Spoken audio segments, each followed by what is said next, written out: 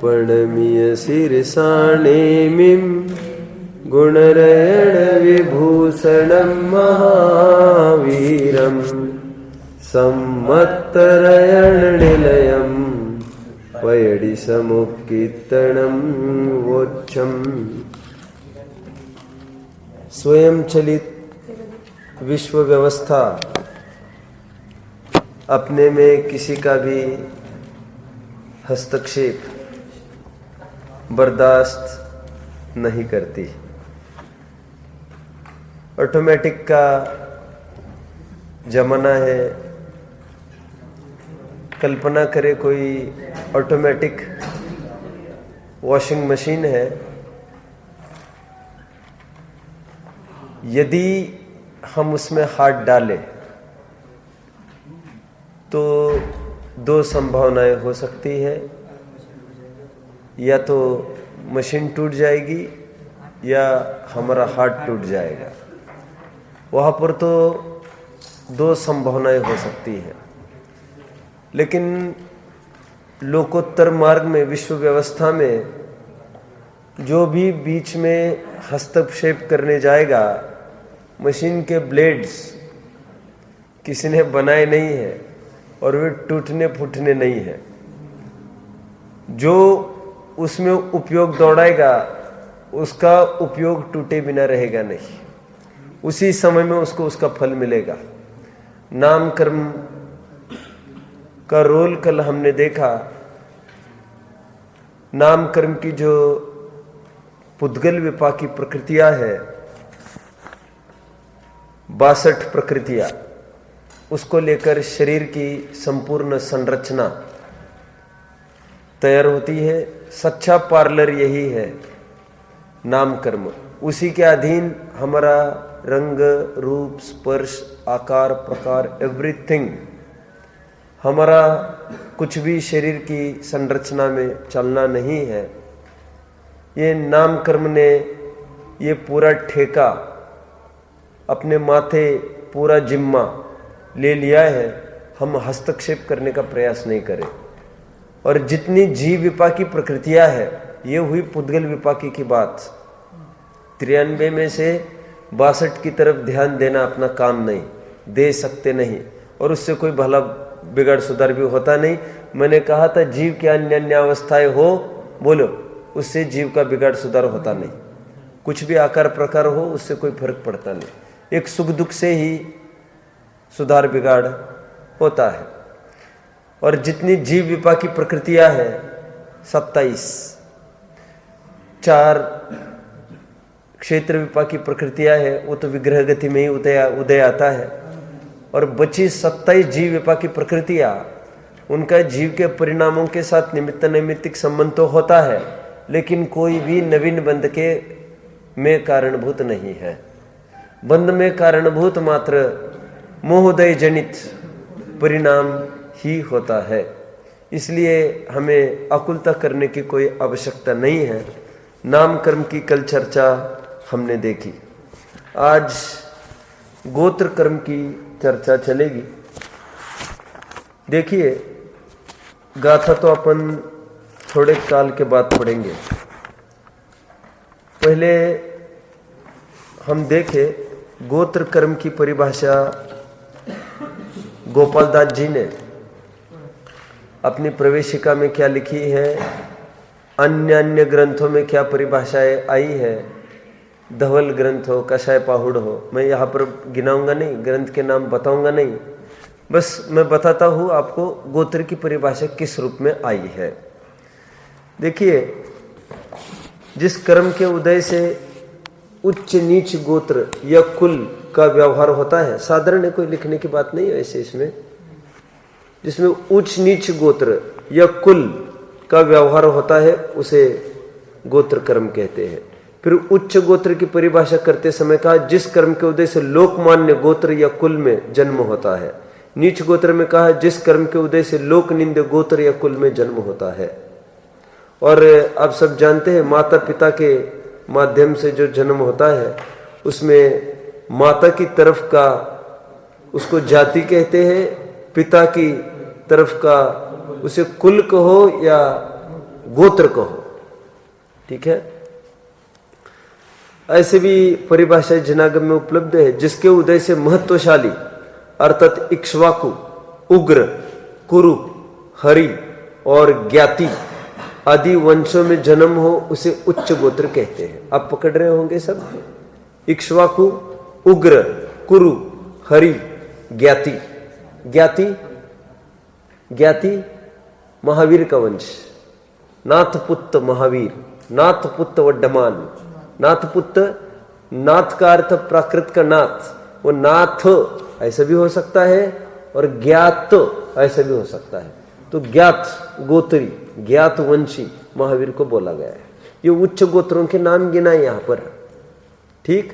अब धैर्य से वस्तु, विषय वस्तु को समझते जाना, आपको नया प्रमेय मिलेगा, सोचने को बाध्यता बनेगी कुछ आगे। जिसके उदय से गर्हित निंद्य कुलों में दरिद्र, अप्रसिद्ध और दुखाकुल वंशों में जन्म हो उसे नीच कुल, नीच गोत्री कहते हैं। ऐसा भी मिलता है जिस कर्म के उदय से ब्राह्मण, क्षत्रिय, वैश्य वंश में जन्म हो उच्च गोत्र और शूद्र वंश में जन्म हो वह नीच गोत्र। ये सब जो मैं परिभाषाएं आपको पढ़ के दिखा रहा हूं, इसमें क्या निष्कर्ष निकल रहा है, कोई थोड़ा बताएगा? कुल गोत्र को परिभाषित किया जा रहा है माता पिता की तरफ से, इसको बाहर से बताया जा रहा है सहयोग की तरफ से। एक्चुअली यहां पर जो परिभाषा आएगी वो जिनागम में कहीं ऐसी परिभाषा नहीं है। मैंने 8वीं में अभी गोत्र लिया है, वहां पर 3 घंटे गोत्र लिया था मैंने, वहां पर काफी खुलासा किया एकदम। उसी के आधार से यहां लूंगा। वैसे वहां पर 75, 76, 77वां उनका जो प्रवचन हुआ उसको रिफर किया जाए और जानकारी मिलेगी। वैसे मैं यहाँ पर टू द बेस्ट लेने का प्रयास करूंगा। वैसे आज ही का दिन है मेरे पास, वो 3 घंटे का मैं देखते हैं कितना ले पाता हूँ। अभी तक मैंने क्या कहा गोत्र संबंधी, गोत्र की इतनी सारी परिभाषा कई सभी सहयोग की तरफ से लगा रहे हैं। बीच में आयुष ऐसा बोला कि पुद्गल विपाकी की तरफ से परिभाषित की जा रही है परिभाषाओं को, जबकि गोत्र कर्म जीव विपाकी प्रकृति है। लेकिन मैं कहूं पुद्गल विपाकी भी नहीं कह सकते इन परिभाषाओं को, क्योंकि पुद्गल विपाकी शरीर तक ही सीमित है। माँ बाप कहाँ से लाए तुमने, कैसे माँ मिलना, कैसा पिता मिलना, कौन क्या मिलना, ये तो कोई 148 प्रकृतियों में उल्लेख ही नहीं है। पुद्गल विपाकी की रेंज मात्र शरीर तक, इतना ही परिकर चलना है गया। तो उपचार से भी पुद्गल विपाकी कैसे कहे इसको, इतना ही कहेंगे संयोग, और संयोग में भी माँ बाप का संयोग और कुछ नहीं, ठीक है। फिर उनकी प्रसिद्धि कैसी, उनका सब पूरा दरिद्रता आदि सबको गिनाया यहां पर पूरा बाहर की तरफ से। ये आचार्य ने कहा ऐसा नहीं है। अपने टोडरमल जी साहब का क्या कहना है, अन्य अन्य आचार्यों का क्या कहना है, थोड़ा वहां पर भी झांकने का प्रयास करें, फिर अपने मूल प्रकरण में आने का भाव है। वैसे अमृतचंद्र स्वामी को अपन याद करें तो पुण्य पाप अधिकार का प्रारंभ ही करते समय उन्होंने एक कलश लिखा है जिसमें एक ब्राह्मणी एक शूद्रनी के पेट से जन्मे 2 बालकों का वर्णन करते समय कहा, एक पला ब्राह्मणी के यहाँ और एक शूद्रनी के यहाँ रहा उसका अपना बच्चा। मैं क्यों बता रहा हूं, अमृतचंद्र देव के भी दिमाग में यही घूम रहा है पूरा। अब टोडरमल जी क्या कहते हैं, आइए हम देखते हैं यहां पर। अब पेज नंबर खोलिए 215 पर आइए। एक एक लाइन पढ़ने, थोड़ा फटाफट चलना है, 10-12 आधार दिखाऊंगा। 215 मिल रहे हैं। अभी देखिए टोडरमल जी साहब यहाँ पर बहुत कुछ कहकर कुल अपेक्षा धर्मधारक व्यवहाराभासी प्रकरण में बहन ने ग्रंथ आपको एक मोक्ष मार्ग प्रकाशक यहाँ देना।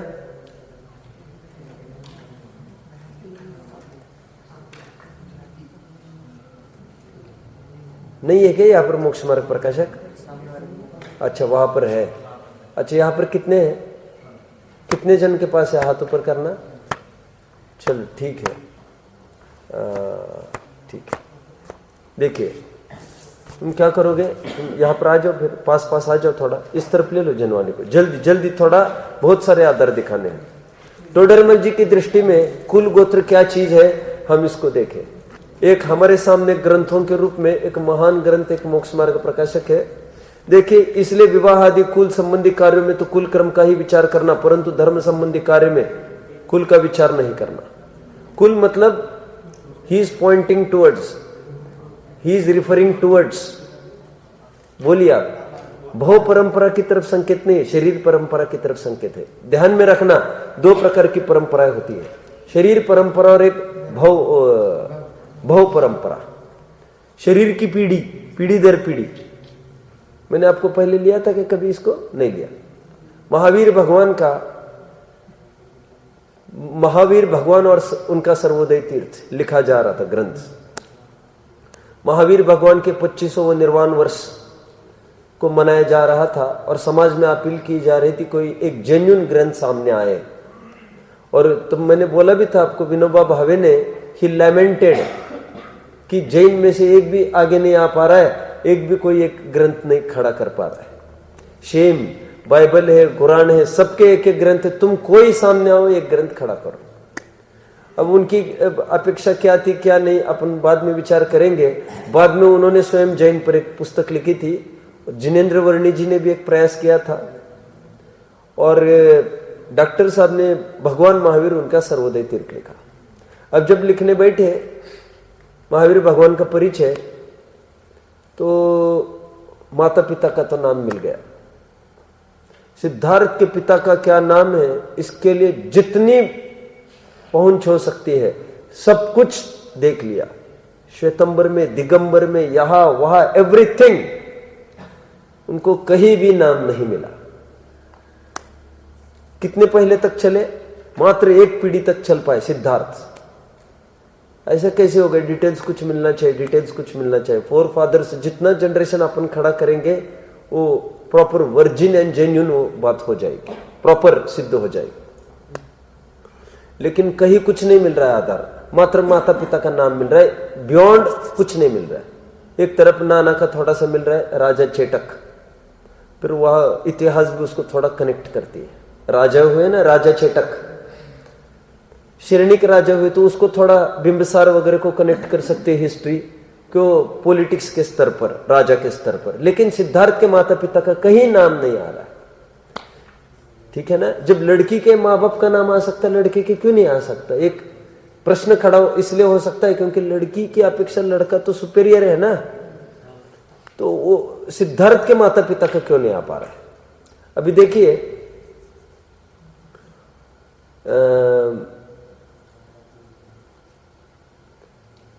भव की अपेक्षा विचार करें तो 10 भव तो खुली चर्चा मिल रही है महावीर की पुराणों में। एक एक उसका आयु कहा गया, गमनागमन, एक एक चीज, और खुली चर्चा, स्पष्ट चर्चा 10 भव में भले ही हो, छिपी चर्चा कितने ही भवों की है। जैसे 60,000 दफे बोलो अकौवा का पेड़ बने, 27-28 दफे वैश्या बने, आदि आदि लगा लेना। अभी हजारों भवों की गिनती है, माता पिता की गिनती ने। ऐसा क्यों? Because Jain philosophy is mostly related not with शारीरिक संबंध बट आत्मिक संबंध। इसलिए आत्मा की परंपराएं तो मिलेगी हजारों पीछे की, लेकिन ये शरीर की पीढ़ी वाली चर्चा है, फादर फोर फादर, कुछ नहीं मिलेगा आपको यहां पर। आप पकड़ रहे हैं? भव भावांतरों के आत्मा का मिलेगा पूरा जनरेशन, शरीर के जनरेशन का कोई। इसलिए मैं 2 शब्द डाले, एक भव की पीढ़ी और एक शरीर को लेकर जो पीढ़ी खड़ी हुई है। ओके, मुझे क्या कहना है अभी? वैसे मुझे कहना है गोत्र को डाला जा रहा है, बोलो, शरीर की पीढ़ी की तरफ से।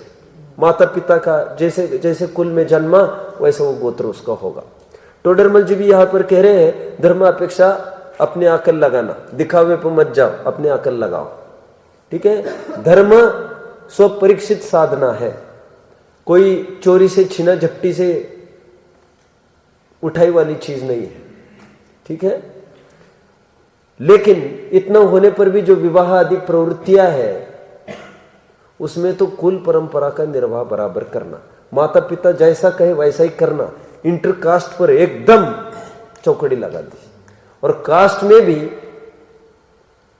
में भी according to the wish of parents love marriage भी नहीं करना। जैसा कुल परंपरा होगी बाबा वाक्यम प्रमाणम करना, आगम वचन को फॉलो करो। ये समझ में आता है? जिन्होंने इतना भी नहीं किया वे कुल अपेक्षा भी जैन नहीं है। ओके, आगे बढ़ते आगे। और क्या बोलते हैं टोडरमल जी? टोडरमल जी ने 239 पेज खोलिए, 239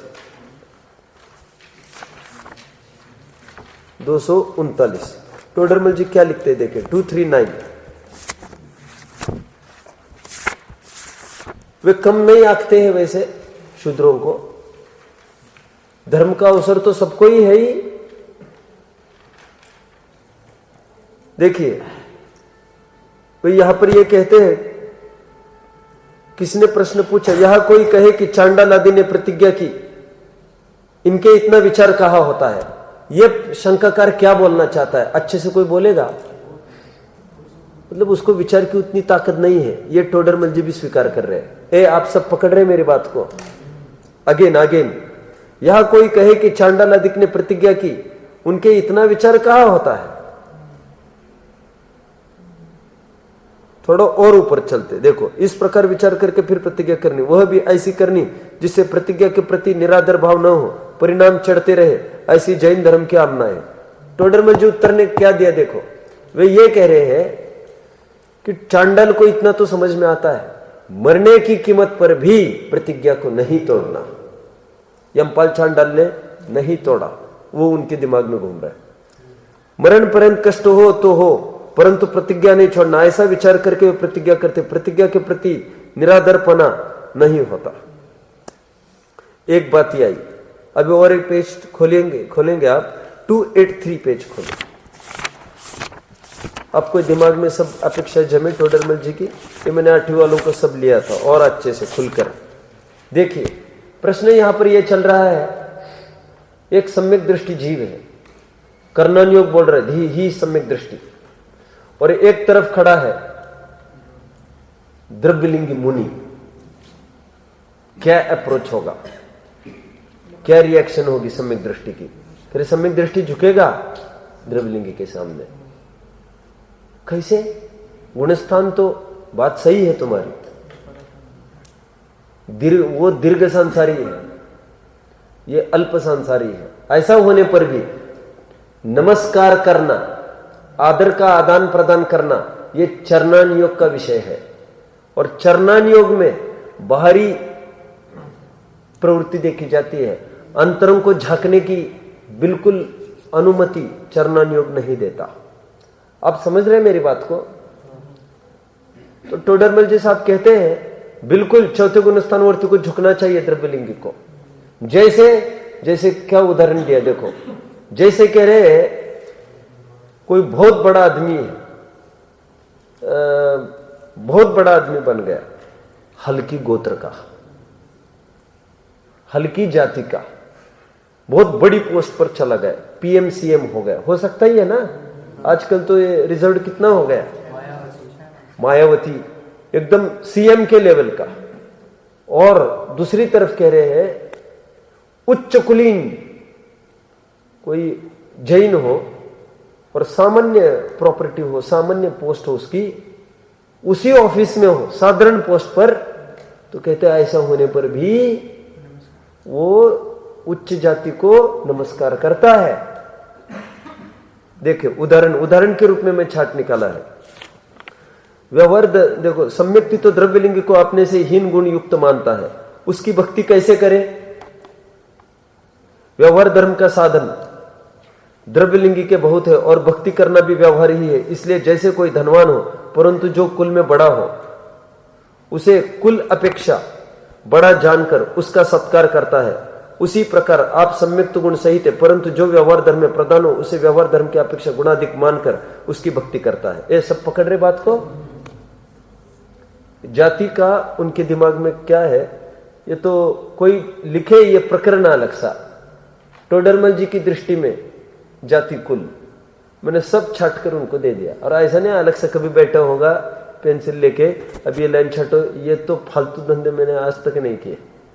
ये तो मैं बारंबार पढ़ता रहा तो मुझे क्लिक होता है उस पेज पर ये मिल सकता है। ये तो बिल्कुल फुर्सत नहीं, मैं समझता हूँ ये this is the wastage of time. अब पुटअप करना है, कोई डिबेट है, जैन धर्म की कोई प्रभावना होनी है, उसके लिए वो भी प्रयास हो, पंडिताई प्रदर्शन के लिए बिल्कुल नहीं, हरगिज नहीं करना चाहिए। टोडरमल जी और कहीं कहते हैं, देखो टोडरमल जी और एक बात कहते हैं, देखो दो प्रकार के पुण्य पाप की चर्चा उनके सामने आई, पुण्य पाप और धर्म। क्या करना? तो कहते धर्म करना चाहिए। धर्म नहीं हो तो कहते देखो देखो सुनो सुनो, पुण्य पाप अब बराबर कहे तो दिक्कत, अबराबर कहे तो दिक्कत। अबराबर कहे तो पुण्य को कुछ एक्स्ट्रा ऑर्डिनरी मानकर उसी में लीन होगा और पाप वाले को अंगूठा दिखाता बैठेगा। और बराबर कहे तो कि जैसा पुण्य जैसे नागनाथ वैसे सापनाथ, जैसा पुण्य वैसा पाप, फिर पाप ही भला। ठीक है? तो टोडरमल जी साहब ने एक उदाहरण दिया, कह रहे हैं दो शूद्र होते हैं, एक स्पृश्य और एक अस्पृश्य। तो कहते देखो अस्पृश्य की अपेक्षा स्पृश्य भला है। समझ रहे शूद्र के दो भेद? देखिए यहां पर आइए, जैसे 285 टॉप, यहां कोई कहे कि अध्यात्म शास्त्र में पुण्य पाप समान कहे हैं, इसलिए शुद्धोपयोग हो तो भलाई है, न हो तो पुण्य में लगो या पाप में लगो। Okay okay? उत्तर, जैसे शूद्र जाति की अपेक्षा जाट चांडाल समान कहे हैं, परंतु चांडाल से जाट कुछ उत्तम है, वह अस्पृश्य है, यह स्पृश्य है। उसी प्रकार बंद कारण की अपेक्षा पुण्य पाप समान है, परंतु पाप से पुण्य कुछ भला है, वो तीव्र कषाय, यह मंद कषाय रूप है, इसलिए पुण्य छोड़कर पाप में लगना युक्त नहीं है, ऐसा जानना। ठीक है? ये इनके दिमाग में बराबर है, ऐसे कैटेगराइजेशन होता है तो दोनों हल्के, ये इनके उदाहरण से बात फलित हो रही है। अब हल्कों में दो स्तर करके दिखाए उन्होंने, एक स्पृश्य और एक अस्पृश्य। ठीक है? मौका पड़े तो स्पृश्य से कभी कभार कोई संपर्क बन सकता है, अस्पृश्य से तो कभी नहीं होगा। देखो थोड़ा बुरा नहीं मानना बात को, मंदिरों में बुरा क्या मानना, और कौन तो बुरा मानता है, बुरा मानता तो होता कुछ कल्याण।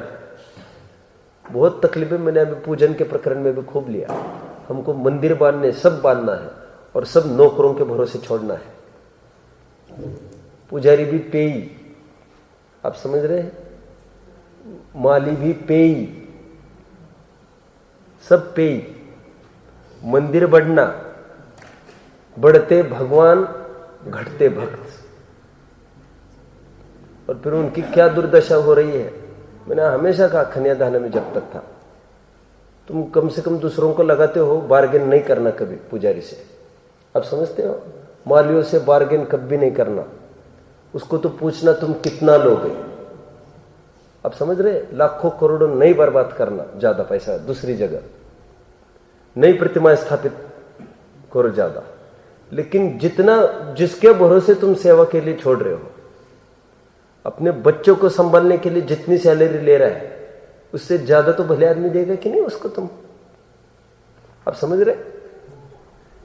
फिर वो क्या करेगा, कैसे करेगा, क्या करेगा, कैसे निकालेगा उसमें से, क्या करेगा, और संकलेश परिणाम कैसे नहीं होंगे। पुजारी तो भले ही जैन है, माली कौन है? Bye cast. माली कौन है? बाय कास्ट, शूद्र है। और 13 पंथ के 13 नियम में गुमानी राम ने क्या लिखा मालूम? गुमानी राम के नियम बहुत कड़क है, शायद इसलिए नहीं चला वो। एक ही मंदिर, अब वो उस मंदिर में भी किसके 13 नियम चलते क्या मालूम। परछाई नहीं पड़नी चाहिए माली की, ऐसा लिखा वहां पर। सब स्वयं काम करें, बर्तन मांजना, करना, झाड़ू पोछा, सब एंट्रेंस नहीं किसी को बोले, और सौभाग्य मानकर करना। 13 पंथ के 13 नियम पढ़ लो। अभी मैंने 8वीं वालों को सब पूरा पूजन का प्रकरण चला है 20-21 दिन पूरे, वो भी 13 नियम पूरे बताए। वो क्या मानते, मैं तो क्यों कह रहा हूं, लेकिन कदाचित हमने उतना स्वीकृत कर लिया कि उसको प्रवेश करा लिया। लेकिन बोलो, मुस्लिम आदि है वो तो और भी हीन हो गए ना। मुझे तो कैटेगराइज करके दिखा रहा हूं मैं, आप समझ रहे। टोडरमल जी के सामने दिमाग में ये बात घूम रही है बराबर। ये कह रहे एक हल्का शूद्र है और एक ज्यादा हल्का शूद्र है। शूद्र में हल्कापना तो है ही। आगे अभी देखिए, वक्ता के स्वरूप को खोलो, पेज नंबर बोलो, खोलो जल्दी। क्या होगा वक्ता का स्वरूप? 18 में तो प्रकरण ही। वक्ता का स्वरूप क्या है? 14 है। हाँ देखिए, ये पेज नंबर आप आइए 15 पर। इसमें भी होना चाहिए तो था। 15 पर आए आप सब? हाँ, पुनश्च वक्ता कैसा होना चाहिए? जिसके अनीति रूप लोक निंदक कार्यों की प्रवृत्ति ना हो। आगे बढ़ो, क्या लिखा? जिसका कुल हीन ना हो। कुल हल्का होगा, बिल्कुल बर्दाश्त नहीं होगा। मैं क्या कहना चाहता हूं, कोई मुझे बताएगा? ये जिनागम भी पूरा साक्षी है कुल आदि का। और टोडरमल जी साहब की दृष्टि में भी क्या क्या है मैं दिखा रहा हूं आपको, बस दिखाना मेरा काम है। अब एक और भी दिखाऊंगा, देखते हैं अभी कितना प्रसंग बनता है। 147 पेज खोलिए अभी जल्दी।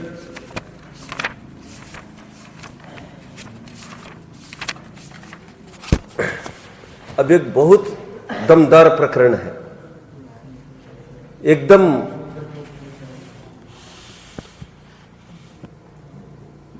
अभी तक के प्रकरण थोड़े से ऊपरी थे, ये सीधा मोक्ष मार्ग में क्वेश्चन मार्क खड़ा करता है। शूद्र मुक्ति का निषेध, ठीक है। शूद्रों को मुक्ति नहीं। श्वेतंबरों ने फालतू में प्रलोभन देकर धंधा खोला है, हमारे यहां सबको मुक्ति मिलेगी कह रहे। ऐसा नहीं है, टोडरमल जी कह रहे। देखिए, एक यहां पर बात आएगी स्पष्ट टोडरमल जी के शब्दों में। शूद्रों को यदि शूद्र मुनि बने, उनको सम्मान पूर्वक कौन आहार देगा? प्रश्न खड़ा किया यहां पर। इसका मतलब वो सम्मान्य पद को कभी प्राप्त नहीं हो सकता, इसलिए शूद्र कभी भी मुनि नहीं हो सकता। मुनि की शूद्र की पहुंच यदि अस्पृश्य हो, गुणस्थान 4, उसके ऊपर कभी नहीं। समझ में आता है? समूह शरण में तो किसी को मना ही नहीं है, कोई भी जा सकता है। ग्रंथ सुनने को भी किसी को मना नहीं है। अभी मुझे एक जन ने कहा कि मुस्लिम के भी बच्चे आते पाठशाला में, क्या करना चाहिए? मांस भी खाते, सब खाते हैं, तो ग्रंथ छुए। मैंने कहा बिल्कुल छुए, इसमें थोड़ी ना तकलीफ होती है। कभी मुंह झूठा नहीं चाहिए, इतनी शर्त होती है। पेट में होगा चलेगा, मुंह में होगा बिल्कुल नहीं चलेगा। जैसे शेर पकड़ रहे, अब फिर से मुंह में नहीं जाए, इसका उद्यम चल रहा है ना हमारा। और ऐसा कहेंगे एक भी यूनिवर्सिटी में अपन थोड़ी ना रख सकेंगे अपने ग्रंथ, फिर एक भी विश्वविद्यालय में होल हार्टेडली अपन इतनी उदारता नहीं रख सकेंगे फिर, और डिस्ट्रीब्यूशन नहीं होगा। और उदार चित्त तो उन्होंने रखा, किन्होंने? महावीर आदि ने उदार चित्त रखा। समूह शरण में खुलेआम सब आ रहे हैं, मांस भक्ष भी आ रहे, सब आ रहे। हम कैसे रोक लगा सकते किसी को? ग्रंथ भी छू सकता है, कोई आपत्ति नहीं। और हम भी दूसरों के ग्रंथ छूने में इतनी सावधानी रखना चाहिए। कह सकते हैं नहीं, लोक मर्यादा है, रिस्पेक्ट नहीं करेंगे सामने वाले तुमको। और यद्यपि शुद्धम तदपि लोक विरुद्धम न करणीयम न चरणीयम, नहीं करना चाहिए तुमको। वो कोई बर्दाश्त ही नहीं करता उसको। आप समझ रहे? माँ बहन की किसी को गाली दे दो, माँ बाप की, और फिर उसके माँ बाप ने करते ही क्या है? वैसे घर पे पड़े ही रहते, शराबी तो पीता है, इसलिए वो बर्दाश्त करेगा क्या उसके पिता की गाली? वो तो समझ ही रहा है ये किस काम के है, लेकिन गाली कोई बर्दाश्त नहीं करेगा। तुम रिस्पेक्ट से हैंडल करो उनके बुक्स, समझ रहे? श्लोक बोलना है, कुछ भगवद गीता का भी श्लोक बोलना है, अशुद्धि की पीरियड में नहीं बोलना चाहिए। पकड़ रहे, मर्यादा है ये। हम उसको सही मानते नहीं मानते की बात नहीं चल रही आगे। फिर हमारे ग्रंथ में कैसे पढ़ेंगे, हम कैसे बोल सकेंगे उनको। मैं ये कह रहा हूं, ग्रंथ पढ़ने का सुनने का निषेध किसी को नहीं है, ठीक है, लेकिन गुणस्थान 4 से ऊपर नहीं चढ़ सकेंगे। हम क्या बताएं, अस्पृश्य शूद्र, और यदि स्पृश्य होगा गुणस्थान 5, ज्यादा नहीं, और 5 में भी आइलक तो कदापि नहीं बन सकता, शुल्लक भी बनेगा, नया पार्टी, अलग से उठना बैठना, अलग से कलर की लंगोट, लाल लंगोट, धातु का कमंडल, उठना बैठना अलग सा, सुन चौके में नहीं आना, चौके के बाहर रहना, तुमको अलग से कमरे में आहार देंगे, ठीक है, ये रीति नीति है। मैं अभी पूरी अपेक्षा बहुत है और दिमाग में भी घूम रही होगी, स्यादवाद पद्धति को नहीं समझेंगे तो आपत्ति होगी। एगा मनुष्य जाई, मनुष्य तो एक है, क्या ऊंच नीच करना, क्या ऊंच नीच करना, क्या ऊंच नीच करना, तो भी मारे जाओगे। समझ में आता है, अरे ये तो शूद्र है, ये तो शूद्र है, तो भी मारे जाओगे।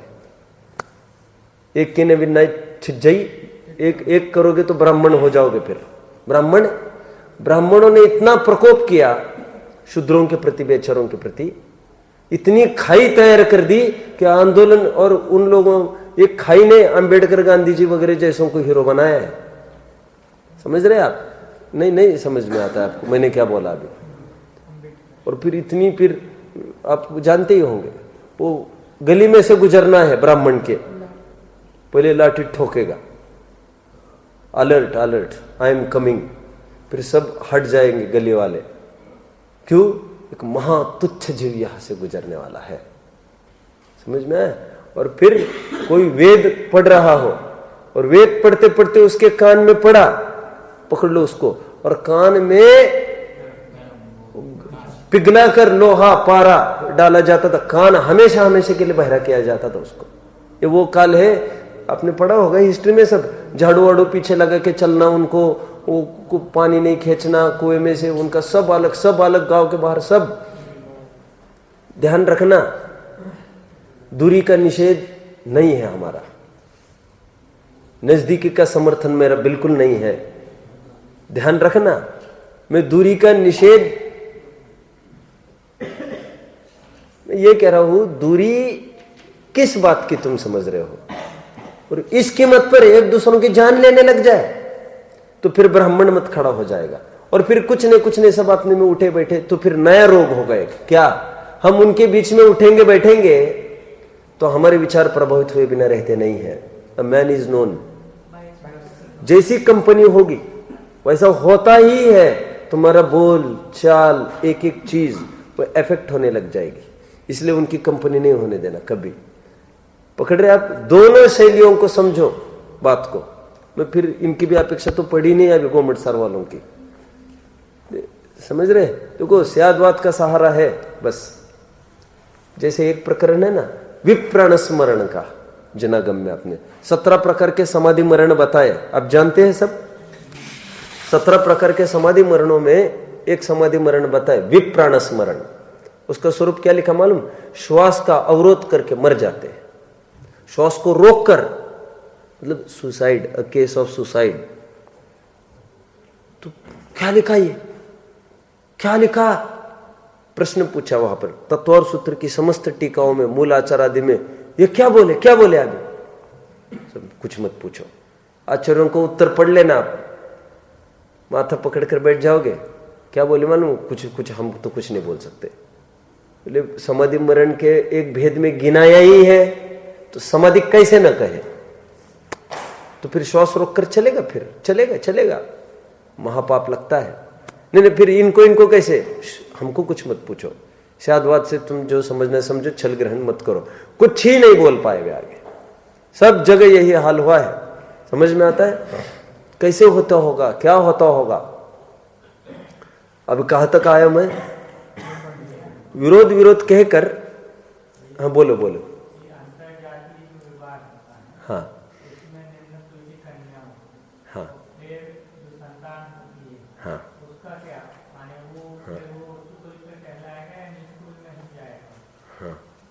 अभी मैं इसमें 10 मिनट बाद आऊँगा, 10 मिनट बाद, ठीक है। प्रश्न अच्छा है वैसे, this was also part of my discussion, but मैं अच्छे से करूँगा। अभी देखो कहाँ तक आया मैं, अभी कहाँ तक आया?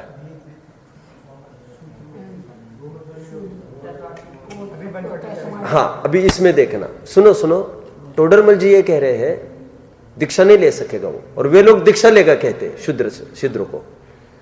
फिर वो क्या बोल रहे हैं मालूम, श्वेतंबर वो बोल रहे हैं अरे ऐसे थोड़ी ना होता है। वो कह रहे कुल गोत्र तो आचरण से होता है।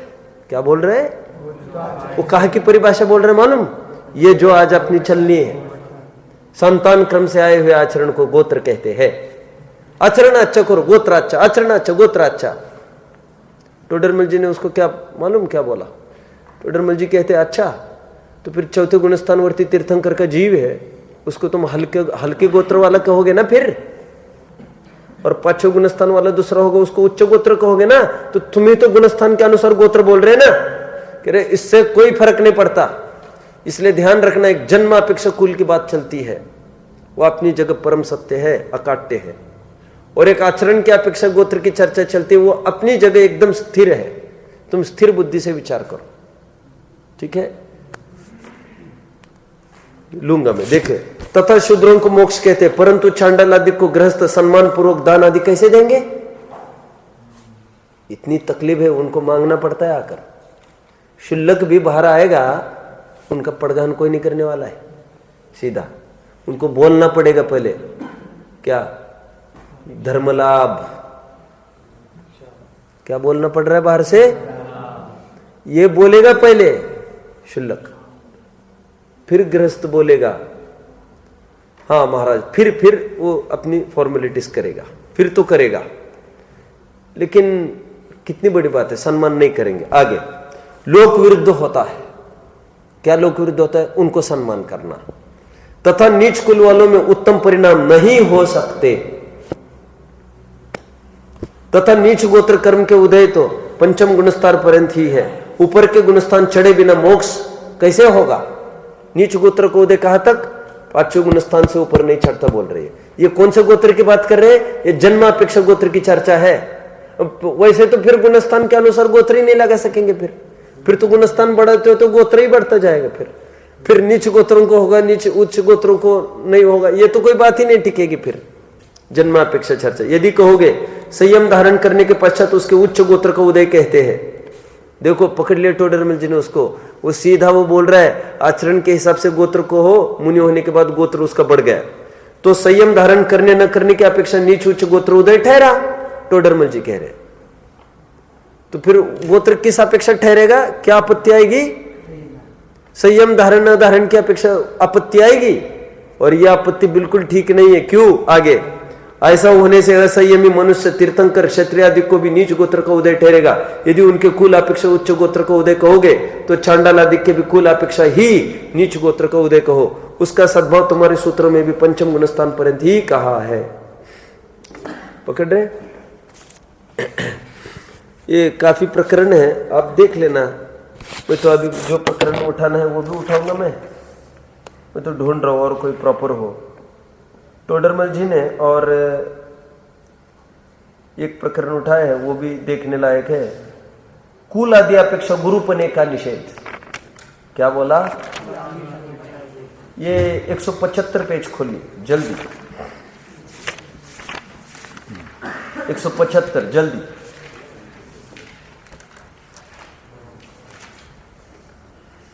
कुल अपेक्षा, लास्ट प्रकरण, कुल आदि अपेक्षा गुरुपने का निषेध। क्या कहना चाहते हैं? उच्च कुल वाले हैं हम, ब्राह्मण। कह रहे तू मांस खाता है, सत्यव्यसन करता है, और तू उच्च कुल वाला मनवाता है स्वयं को। इसको भी आड़े हाथ लिया। जन्मापेक्षा ही चलेगा ऐसा भी नहीं बोल रहे वे, ये बोल रहे हैं माता पिता अच्छे खानदान के चाहिए, ये बात एक। अच्छी उपज चाहिए, पूरा बराबर चाहिए, बैकग्राउंड प्रॉपर, एक। सेकंड, ऐसा होने पर भी हीन आचरण होगा तब भी कुल अच्छा नहीं है तुम्हारा। मैं अक्सर आपने उदाहरण सुने होंगे। देखो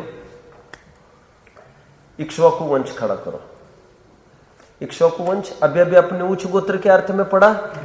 एक इक्ष्वाकु के कुछ पात्र अपन खड़े करते हैं, आदिनाथ, बाहुबली, भरत जी, तीनों के तीनों मोक्षगामी। और तो और 99 में से कितने पुत्र थे? 101 थे ना। 101 पुत्र में से लगभग सभी तो गए मोक्ष। इक्के दुक्के का नहीं गया होगा तो नहीं गया होगा, और नहीं गया होगा तो कम से कम भटका तो कोई नहीं होगा ना, यहां वह कहीं होगा ना आसपास। सब गणधर वणधर, सब कितने बेटे गणधर ही है उनके, तो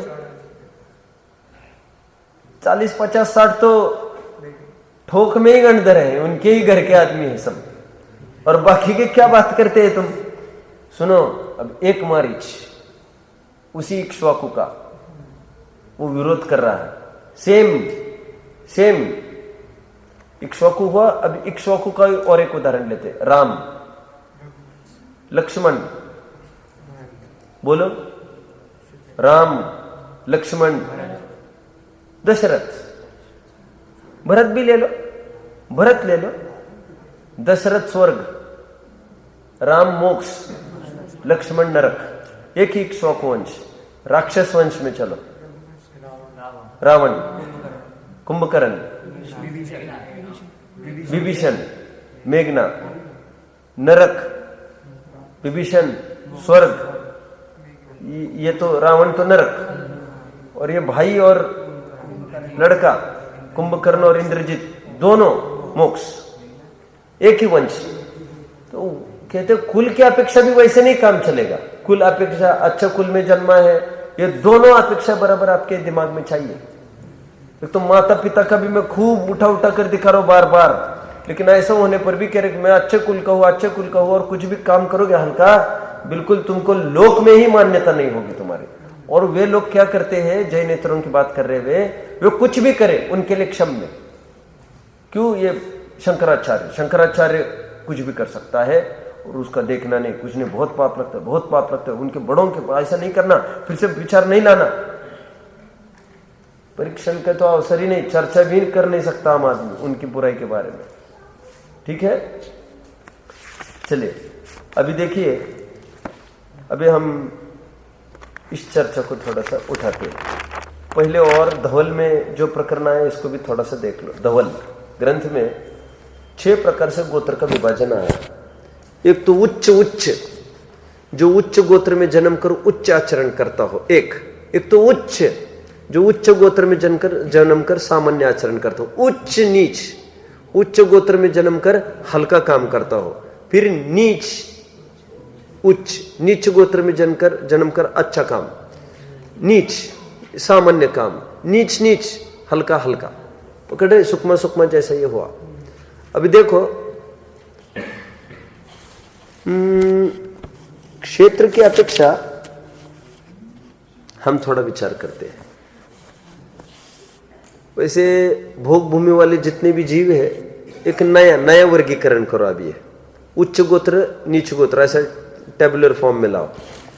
सभी देव उच्च गोत्र के कॉलम में लिखो, कौन कौन उच्च गोत्री होते हैं। सभी देव, कौमा, भोग भूमिज मनुष्य, उन्हें तो आर्य कहते ही है। आर्य मतलब सभ्य पुरुष होता ही है। राइट में आओ, अभी नहीं, अभी तो चलेगा टेबल। नीच गोत्र में लिखो नारकी, कौमा, तिर्यंश। अब यहां पर उच्च गोत्र में लिखेंगे पंचम गुणस्थानवर्ती तिर्यंश के उच्च गोत्र की संभावना है। मतलब चौथे तक तो संभावना ही नहीं है, 5वें गुणस्थान में कोई पहुंचा होगा तिर्यंश, कदाचित उसके उच्च गोत्र हो सकता है। कह रहे जन्मजात की बात है वो भी। आगे मनुष्य में दीक्षा, ये उच्च गोत्र में लिखना, मनुष्य में दीक्षा योग्य कोई श्रेष्ठ जीव हो जो दीक्षा लेने की लायकात रखता हो। भले ही पहले सप्त व्यसन करता हो बचपन में, वो बात अलग, उसको हो बराबर सब, उच्च गोत्र बोल रहे उसका। ये जन्मजात की बात चल रही है। सभी महापुरुष उच्च गोत्री ही होते हैं, वे सब ताकत रखते हैं। भले नरक में गए लक्ष्मण आदि, ये कृष्ण आदि, उनको नीच गोत्री थोड़ी ना कहेंगे, बात योग्यता की चल रही है। अभी क्षेत्र की अपेक्षा थोड़ा विचार करते हैं। म्लेच्छ खंड के सभी जीव क्षेत्र म्लेच्छ कहे है, मतलब नीच गोत्री कहे है। लेकिन परंतु जो यहां पर आप जानते होंगे, भरत के साथ यहां पर जितने भी आते हैं उनकी जो संतानें होती है, महिलाओं की संतानें होगी, वे मुनि दीक्षा भी धारण कर सकते हैं। वे उच्च गोत्री कहेंगे उनको, एक्सेप्शनल केस, उनमें भी कुछ कुछ उच्च गोत्री होते हैं। और यहां पर भरत क्षेत्र में भी यवन, शक आदि इनको नीच गोत्री कहेंगे। जैसे मुस्लिम मोमेडियन को बोल सकते हैं अपन, एकदम क्रूर परिणाम वाले।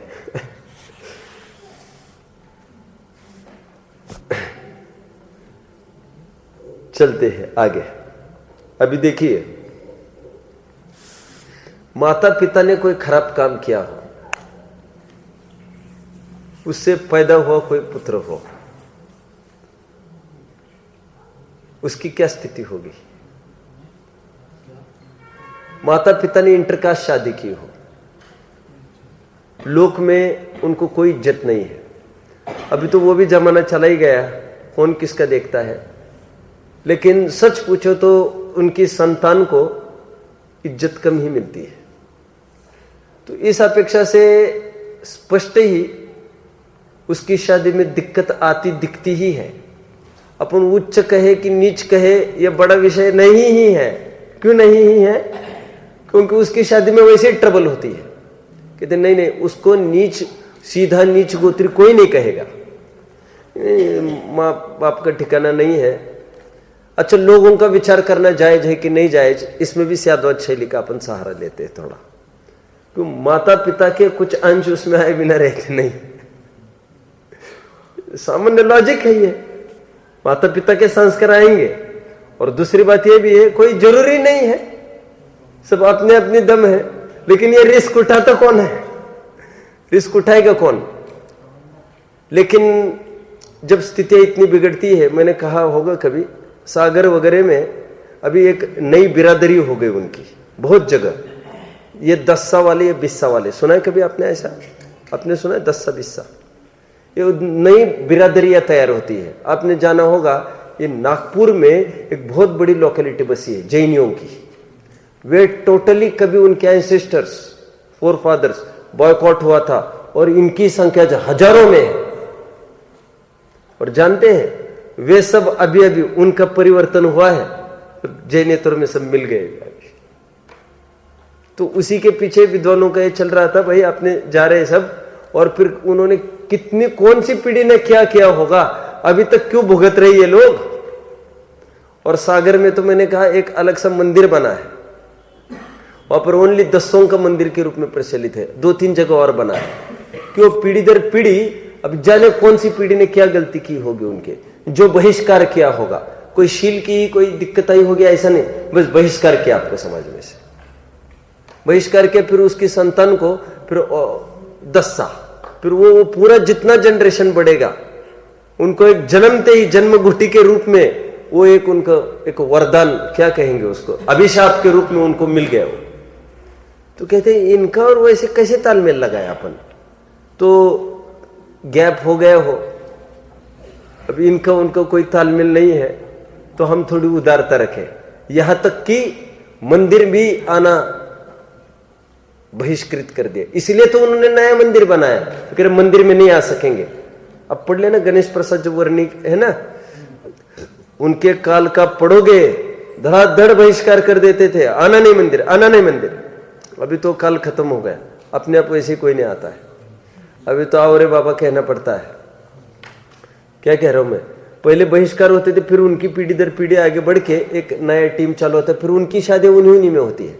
फिर 10सा की लड़की 20सा नहीं करेगा, फिर अरे तू उसकी शादी करी, उसकी लड़की करी, ऐसा फिर एक बदनामी का विषय बनता है और एक ठीक नहीं माना जाता उसको। लेकिन अभी अवेकनिंग चल रही है समाज में कि हम नीच ऊंच ऐसा कुछ भेद नहीं करें, क्योंकि उन्हीं को याद नहीं है उनके फोरफादर्स ने क्या किया है। ऑफ कर दो इन चर्चाओं को, खत्म कर दो अभी, ठीक है। और अपने पुराण में यहां तक है वो लेख जो वैश्य सेवन करती है, कौन? वेश्या है कौन, ये क्या नाम उसका, चारुदत्त। चारुदत्त वेश्या सेवन करता था, वसंत सेना। उसके बाद क्या हुआ बताओ? उसने ली थी आर्य का दीक्षा और इसने ली थी मुनि दीक्षा। मुनि दीक्षा क्या, निर्वाण की प्राप्ति वाले मिलेंगे आपको। आप पकड़ रहे हैं? अंजन छोर बहुत।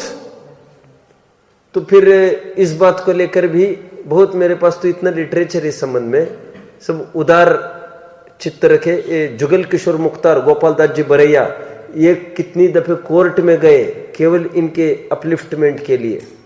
ये जो 10-26 हुआ ना, बहुत इनको अधिकार मिले, पूजा मंदिर में आए और वे पूरे इस पक्ष में थे, इनको बॉयकॉट नहीं किया जाए, इनको समाज में मिलाया जाए, आखिर तक ये बोलते रहे। समझ में आता है? लेकिन जैन जाति वाला हो, हल्का भी काम करे, लेकिन वो कभी भी आगे उसकी परिणति सुधर सकती है। आप समझो मेरी बात को, मैं कोर की बात कह रहा हूं।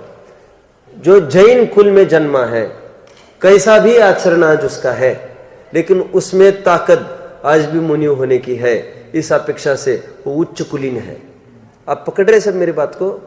और मुस्लिम है, वो 8 मूल गुण का बराबर पालन करता हो, ऐसा होने पर भी वो मुनि तो नहीं होगा। जन्मजात उसको कुल ठीक नहीं है। आप समझते हैं? इतना फर्क पड़ेगा। इसलिए कभी कभी मैं कहता हूं,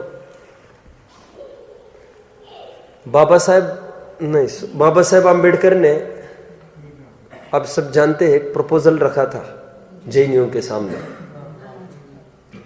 कि हम सबको जैन बनना है। आप तो शांति सागर महाराज ने कैसा रुख अपनाया था, उन्होंने सीएम को लेटर लिखा था ये कहकर, फास्ट ऑन टू डेथ, मैं मर जाऊंगा। और उनकी बहुत चलती थी तब, बहुत पहले मुनि थे वे, अभी के लेटेस्ट में से, उनकी सब जगह अच्छी चलती थी। सीएम भी डरने लग गए। तो उन्होंने कहा ठीक है, नहीं, आपके मंदिर में बिल्कुल प्रवेश नहीं कराएंगे ना हरिजनों का, एक भी हरिजन आए तो देख लेना। और वे 3 लाख थे संख्या में। और हमेशा तब वो कहते थे, अंबेडकर, बाबा साहेब अंबेडकर लीडर थे ना वे उनके, वे कहते थे बहुत रिक्वेस्ट, बहुत प्रेम से विनय करके ये कहकर, अब हमको आजमाओ पहले 8 मूल गुण वगैरह जो भी है। अब देखो हमारे आपके जैनियों के, हम कहीं भी 19 से यदि दिखते हैं, वो सीधी भाषा में नहीं बोले, आपके जैनी से हम बढ़कर है आगे, कह रहे 19 से दिखे तो आप नहीं करना, आप सोचो बात को सोचो। फिर एक प्रपोजल रखा था उनके सामने, बोलेगा कोई श्वेतंबर में जाओ, तो उन्होंने कहा था 1 सेकंड में रिजेक्ट कर दिया श्वेतंबर को, जैन नहीं। फिर वो पूरी टीम वो बौद्ध में चली गई आज। ठीक है, अब इसमें क्या प्लस होगा क्या माइनस होगा, देखो थोड़ा विचार करने की बात है। इसमें थोड़ा विचार करेंगे, थोड़ा प्लस भी मिले बिना रहेगा नहीं, थोड़ा माइनस भी मिले बिना रहेगा नहीं। क्यों? वो जैन बनने के लिए कोई अप्लाई करना पड़ेगा किसी के सामने, और हाँ ना करने वाले तुम कौन होते हो? एक बात ये हुई, समूह शरण सबके लिए खुला है, और फिर वे कह रहे नहीं करें हम द्रव्य पूजन, नहीं छुएंगे भगवान को, हम मानते जानते सब, लेकिन हमको आपके बराबरी। तो बराबरी मतलब क्या चाहते हो? आखिर तुम्हारे साथ थोड़ी ना कोई शादियां करेगा। तुम कितना भी कहो हम में मिल गए हैं, अंदरूनी मन से कौन जानता है, कौन स्वीकार करता है ऐसा? ये फैक्ट है, सच पूछो तो। अच्छा, मिल जाते तो क्या आपत्ति आती? आपत्ति थोड़ी ये भी आती, तो कैसे जन्मजात जिनके संस्कार थोड़े से ऐसे होते हैं, ऐसे कुल में जन्मे, वो कहीं ना कहीं असर करता है। टोडरमल जी कह रहे परिणाम नहीं चढ़ते। फिर हमारे जैन बनाने से क्या होगा? फिर इन जैनियों का भी थोड़ा सा क्वालिटी तो डिक्रीमेंट हो जाएगा। मैं हमेशा एक बात कहता हूं, आपको ख्याल में होगा, एक गुप्ता की लड़की, गुप्ता की पूरी फैमिली जैन बन गई, और यहां तक कि शास्त्री, वो लड़की ने पूरा शास्त्री किया अपने स्मारक में। आप जानते, सुना है आपने? भाई ने किया कि नहीं ये मैं नहीं जानता, लड़की ने पूरा शास्त्री किया और पूरा जैन। और आखिर तक एक बात कहती रही, मैं जैन से ही शादी करूंगी, मुझे जैन कुल में जाना, मुझे जैन। और शादी नहीं होने तैयार उसकी, बोले नहीं करूंगी मैं शादी, मैं यही करना, अपने जैन में ही करना, दूसरी जगह में सोच नहीं सकती। समाज के सामने बारंबार अपील हुई, हु विल टर्न अप, कौन करेगा भाई? मीटिंग में तो सब बोल सकते हैं एक करो भाई, तुम्हारे घर की बहू बनाओ। कितनी तकलीफ है। आम सभा में बोलना अलग चीज है। नहीं हुआ ऐसा कुछ, और फिर बहुत रोई। ये फैक्ट है, अभी 15-20 साल हो गए इस केस को, बहुत रोई न चाहते हुए। आखिर ब्रह्मचर्य का तो पुरुषार्थ था नहीं, कोई माहौल था नहीं वैसे, और क्यों ब्रह्मचर्य होना जरूरी भी तो नहीं ना। आखिर शादी नहीं कर सकता ऐसे तो है नहीं ज्ञानी, शादी करने का भाव हुआ। फिर अब क्या करे, फिर घर पे भी वो अनुकूलता नहीं थी, भाई शादी करो, कौन संभालेगा, क्या करेगा। लफड़े झगड़े होते ही है ना, कब चले भैया भाभी की कब तक जमेगी। हो गए फिर सिंधी पंजाबी जो भी होगी उसमें चली गई, शादी हो गई। उस समाज का रुख कैसे बदलता है, हम सोचने से थोड़ी ना रुख बदलने वाला है उसका, आप समझ रहे हैं। और फिर जीवन भर का विषय होता है, और फिर बात में कुछ होने लग जाए कुछ, फिर कोई रिस्क नहीं लेना चाहता। समझ में आता है, भले वो धर्म के संस्कार है सब है, लेकिन कोई होते हैं संस्कार किसी के वो फले बिना रहते नहीं हो, ठीक है, चलता रहता है ऐसा। हाँ हाँ हाँ और अभी की बात वो क्या उसको प्राचीन विधि से शुद्ध किया जाता है, कोई विधि विधान से करके हो सकता है? हाँ बिल्कुल होता है, हो सकता है, उसकी प्रक्रिया में बता रहा हूँ। अरे टेंशन की बात नहीं है अजित प्रसाद जी, नहीं टेंशन मतलब सुनो अभी ध्यान से देखो, दोनों बातों का फिर ध्यान रखना है। ये खुलेआम माइक से कोई नहीं बोलेगा क्या ये भैया कोई जो भी इंटरकास्ट करता हो उनको जैन बना लो भैया, उनको कर लो, उनको प्रायश्चित करा लो, ठीक करा लो। ये राजमार्ग नहीं बनाना हमको उसका। क्यों? फिर सबको ये जानकर करते हैं। अरे बाद में सब एक दो विधान करके, मैंने कानों से सुनी एक दो बातें, सब विधान करके सब ठीक हो जाता है, सबका ठीक हुआ है तो क्या बात करता है, कर लो। फिर ये भी नहीं घुसाना है। और अजित प्रसाद जी दिल्ली वाले, स्वयं उनके लड़के ने इंटरकास्ट कराया। अब हुआ देखो, इसमें एक सिस्टम है प्रॉपर। फिर सुनो फिर पंजाबी आ रही, सिंधी आ रही, जगह जगह वही हो रहा है। एक विद्वान ने ऐसा किया, विद्वान ने एक विवाहित महिला से शादी की एक जगह, मैं क्या नाम बताऊं, और गद्दी संभालता था वहां की, और वो पति लग गया इसके पीछे। क्यों? अभी पति जिंदा है उसका, अभी न तलाक हुआ न कुछ हुआ, शादी कर ली इन्होंने, और बाल बच्चे भी उसके। मतलब इतना कैसे समाज स्वीकार करे उसको। सुनो मैं क्या कह रहा हूं। तो फिर इसमें इतना ये है, सुनो, इतनी उदारता जैन समाज लेकिन रखे और रखना चाहिए कि उसको बराबर अवसर देवे। लेकिन वो जिसने गलती की है वो समाज के सामने आकर ये जरूर बोले कि हमने बहुत बड़ी गलती की है, हम इसका प्रायश्चित, ये सुन लो, समझ लो सब, ये बोलना उसको जरूरी है। हम इसका भोग रहे हैं, आप हमको धर्म से वंचित मत रखो, समाज के बिना हमारा काम नहीं चलेगा। ये पूरा डायलॉग उसको बोल के दिखाना है। That shouldn't be taken into granted. क्यों? नए यंगस्टर्स बैठे हैं, उनको समझ में आना चाहिए इनको कैसे नाक रगड़नी पड़ रही है अभी। आप सब समझ रहे हैं मेरी बात को? मैं आपको, टाइम तो बहुत हो गया है। मैं छिंदवाड़ा गया था, 2-3 मिनट लूँ क्या? और देखो मैं क्या बताऊँ अभी आपको, सुनो। मैं छिंदवाड़ा गया तो वहाँ पर एक बहुत बड़े जी अच्छी होल्ड रखते हैं, तारण समाज पूरा उनके पीछे है। उनके लड़के ने दूसरी शादी की, और दूसरी शादी ऑलरेडी लड़की की भी दूसरी शादी थी। हमारे संस्कृति में दूसरी शादी का प्रावधान नहीं है, कदाचित होवे लड़के के तो भले बर्दाश्त कर लेते हैं, क्योंकि इतिहास में कोई कम घटनाएं नहीं मिलती है। लड़की की तो कोई बर्दाश्त नहीं करता।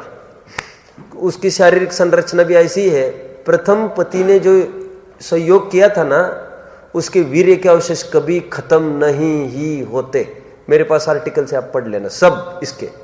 इसलिए नारी का कभी भी सेकंड मैरिज वेश्या सेवन समान कहा। अब मेरे सामने भी आए और मैं पहला आदमी था, मैंने रिजेक्ट किया था कि मैं शादी नहीं करूंगा, मैं इनके घर भोजन नहीं करूंगा। तो फिर वो आ गए मेरे पास। मुझे पहले किसी ने हिंट दे दी कि इनके घर ऐसा ऐसा है, आप करेंगे क्या? मैंने कहा मैं बिल्कुल नहीं करूंगा। तो फिर भी आए मेरे पास। तो फिर बहुत इतनी समाज में इतनी इंसल्ट हुई इनकी। इंडस्ट्रियलिस्ट है, 3-4 फैक्ट्री का मालिक है, आज अरबपति आदमी। एक विद्वान ने हमको भोजन के लिए मना किया। आए मेरे पास पति पत्नी, इतने रोए होंगे आप कल्पना नहीं कर सकते। और ये मुक्ति की मम्मी थी, मुक्ति थी तब है बहुत टाइम, 5-6 साल हुए। मुक्ति की मम्मी भी रोने लग गए अंदर से, उनका रोने देखकर। बोले क्या दिक्कत है अभी? मैंने उनको समझाया, मैंने कहा देखो विद्वान के ऊपर बहुत जिम्मेदारी है। ये चाल चलन, ये हमको, मैं हमेशा एक बात ध्यान में रखता हूं, शेरशाह सूरी हुआ ना राजा, एक शेरशाह सूरी, क्या कहते हैं आप लोग? Punishment is not to torture anyone but it is to improve the others. हमको ये रुख लेना पड़ रहा है। समाज के सामने हम क्या आदर्श स्थापित करेंगे? सबका इतना प्रश्न चिन्ह खड़ा रहने दो। इस कारण से नहीं आए हैं, हमको समाज बचानी है नए यंगस्टर्स। और फिर मैंने उनको तो फिर अब कुछ नहीं हो सकता हमारा? मैंने कहा होगा। सुनो सुनो सच्ची बात, अब एक काम करो। मैंने कहा विधान मात्र से मुझे काम नहीं चलेगा। मैंने कहा विधान के पूर्व 5-10 पंच हो, मुझे ज्यादा की बात नहीं, पंच के सामने ऐसा तुम्हारा लड़का लड़की बोले बस 10 के सामने कि हमने बड़ी भारी भूल की है, समाज हमको स्वीकार करे, समाज के बिना, धर्म के बिना हम नहीं रह सकते। मतलब समाज एक ऐरी गैरी और फालतू चीज है। ऐसे इन लोगों को क्यों लगने लग गया? फटाफट ले लेते मतलब क्या? समाज में उनको समझ में आना चाहिए कितना कठिन है। क्यों नए वालों के सामने मैसेज देना है ना हमको? तुम्हारे प्रति हमको कोई तकलीफ नहीं है। तो मैंने पूरे विधानाचार्य, पूरे जो अपने थे शास्त्री वगैरह, उनको सबको बोल दिया। मैंने कहा इनका कराना है। और मैंने उनको ये बात और कही, मैंने कहा यदि मेरा भोजन आपके यहाँ होता है, मैंने कहा इसके बाद कितना भी बड़ा व्रती आएगा वो आपके घर भोजन करेगा, आंख मीच कर। समझ में आता है? एक तो मैंने क्या है, इस नाम से भी काम चलेगा। सुनो। और दूसरा इस रूप से भी, अरे उन्होंने कैसे किया? उन्होंने ऐसे किया, ये गतिविधियां कराई उन्होंने। मैं तो कुछ नहीं जानता कराना। मैंने विधानाचार्य अटैच करा दिया और उनको मूल थीम बता दी। तुम मंत्र तुम्हारा क्लिम क्या करना है करो, तुम थीम बताओ। मैं बता दी तुमको ये करना है। मैंने कहा मैं जाने के पहले भोजन करके जाऊंगा, लेकिन बहुत टेढ़ी खीर है ये। समाज के सामने बोलना, समझ में आता है? और इसके बाद जीवन में कुछ भी होगा, कम से कम इसके बाद तो अभी शादी का कभी विचार नहीं करेंगे, क्योंकि दूसरी शादी जिनागम सम्मत नहीं होती। ऐसा बोलना है उसको। अब ये 2 मिनट का डायलॉग बोलने में पसीना छूटता है। हम नहीं स्वीकार करना चाहते, ये बात नहीं है, लेकिन आगे क्या क्या हानियां आने वाली है यंग जनरेशन के सामने, फिर उनको यह ना लगे क्या कि चलता है, सब करता है। ये समस्या है ना, हम कैसे बच सकते हैं? और विद्वानों के ऊपर तो इतनी जिम्मेदारी है, थोड़ा सा भी कुछ गड़बड़ करेगा, इनको चलता है, ऐसा करता है, और फिर सब इनको चलता है के नाम पर कितने जन चला लेंगे, फिर सब खुला पड़ जाएगा। इसलिए इसका निषेध के रूप में क्या कर सकते फिर अपन? जहां पर डाइवर्स होते हो, अबॉर्शन होते हो, इंटरकास्ट होते हो, वहां पर निषेध के रूप में फिर हम क्या करेंगे बताओ? हम यही कर सकते भाई, नहीं हम नहीं करेंगे, वहां पर भोजन नहीं करेंगे। प्रवचन आना, आओ सुनो, देखो तुम्हारा, हम नहीं जुड़ेंगे। और फिर करना है हमारी ये शर्त, करो ना। फिर तुम धर्म की सच्ची ललक होती तो तुम बोलते ना। फिर ऐसा वो बोला, मैं बोलूंगा, लड़का लड़की बोलूंगा, नहीं बोल पाए वे। विधान मतलब क्या? विधान तो कोई भी कर रहा है ना, आने जाने वाला रोजाना आदमी आकर कर रहा है। तुम बोला कैसे नहीं हो? तो बोले बिना शुद्धि नहीं होगी तुम्हारी। तो प्रतिक्रमण क्या मुफ्त का प्रतिक्रमण है? हम विधान करेंगे, और विधान करेंगे, लोगों को क्या पता, शादी के बाद तो वैसे ही विधान कराते हैं सब जन, तुमको बोलना पड़ेगा ना। ओम